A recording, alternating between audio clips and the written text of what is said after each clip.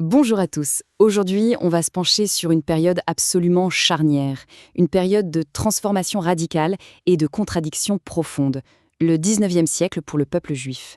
C'est une histoire qui a vraiment deux visages, un récit fait à la fois d'espoir immense et de dangers nouveaux, et qui va complètement redéfinir l'identité juive, préparant le terrain pour tout ce qui va se passer au 20e siècle. Cette phrase, elle résume tout. C'est ça, le paradoxe qui va définir tout le siècle. D'un côté, vous avez une porte qui s'ouvre en grand sur la modernité, sur l'émancipation, et de l'autre, une ombre menaçante qui ne cesse de grandir. C'est cette tension permanente qu'on va explorer ensemble. Il faut bien se remettre dans le contexte.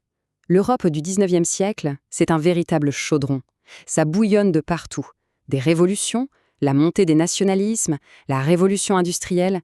Et pour les Juifs européens, pris au milieu de ce grand chambardement, c'est à la fois une chance incroyable et en même temps le début de péril d'un genre nouveau.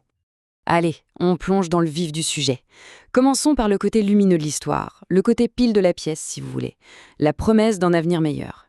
Pour la première fois depuis des siècles, les murs des ghettos, qu'ils soient en pierre ou inscrits dans la loi, commencent à se fissurer et à tomber. Le point de départ, le Big Bang en quelque sorte, c'est la Révolution française. En 1791, elle déclare que les Juifs sont des citoyens à part entière. C'est un séisme, une véritable déflagration. Et cette idée d'égalité des droits va ensuite se propager, pas toujours facilement, mais sûrement, à travers l'Europe de l'Ouest. C'est ce qu'on appelle le mouvement de l'émancipation. Mais ce n'est pas qu'une question de loi, c'est aussi une révolution dans les têtes. C'est la Haskalah, les Lumières juives. Des penseurs comme Moses Mendelssohn vont encourager les Juifs à s'ouvrir. L'idée, c'est apprenez la langue du pays, participez à la culture, à la science, à la vie de la cité, tout en restant fidèle à votre héritage. Et forcément, une telle ouverture, ça provoque des débats intenses au sein même des communautés. La grande question, c'est comment fait-on ? Comment concilier des millénaires de traditions avec ce monde moderne qui bouge si vite ? Et c'est de ces questionnements que vont naître de nouveaux courants.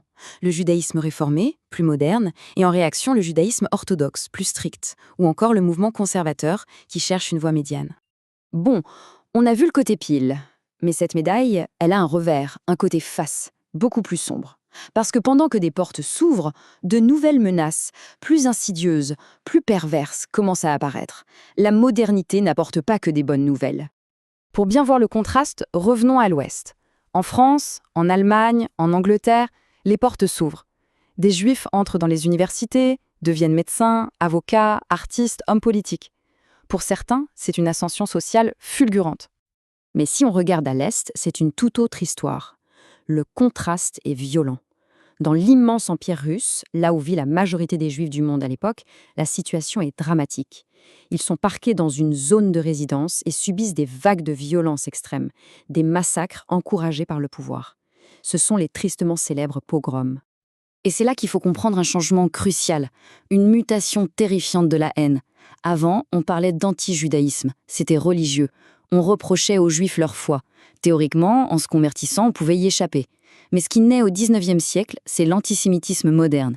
Et là, ça n'a plus rien à voir avec la religion. C'est basé sur des théories de race, sur le sang, sur des fantasmes de complot. La conversion ne change rien. On ne vous attaque plus pour ce que vous croyez, mais pour ce que vous êtes censé être. Et s'il y a un événement qui cristallise tout ça, c'est l'affaire Dreyfus. À la fin du siècle, en France, le pays même des droits de l'homme, un capitaine de l'armée, Alfred Dreyfus, est accusé à tort d'espionnage simplement parce qu'il est juif. Ça déclenche un déferlement de haine antisémite dans tout le pays. L'onde de choc est immense. La conclusion pour beaucoup de juifs est terrible. Si ça peut arriver ici, en France, alors on n'est en sécurité nulle part. Alors, face à ce grand écart permanent entre l'espoir de l'intégration et la violence de la persécution, que faire ? Quelles sont les issues possibles ? Eh bien, deux grandes réponses, deux grandes voies vont se dessiner et marquer tout le siècle suivant. La première réponse, surtout pour les Juifs d'Europe de l'Est qui fuient les pogroms et la misère, est radicale. Partir. C'est une vague migratoire gigantesque. On parle d'environ 2 millions de personnes qui quittent tout, principalement pour les Amériques, pour les États-Unis, à la recherche d'une nouvelle vie. Et puis, il y a une deuxième réponse qui émerge. Une réponse politique cette fois. C'est la naissance du sionisme. Attention, à l'origine, ce n'est pas un projet religieux. C'est une réponse très moderne, très nationaliste, à l'échec de l'émancipation en Europe. Le raisonnement est presque simple. Si les nations européennes ne veulent pas de nous, alors nous devons construire notre propre nation. L'homme qui va incarner cette idée, c'est un journaliste de Vienne, Theodor Herzl. Son constat est sans appel.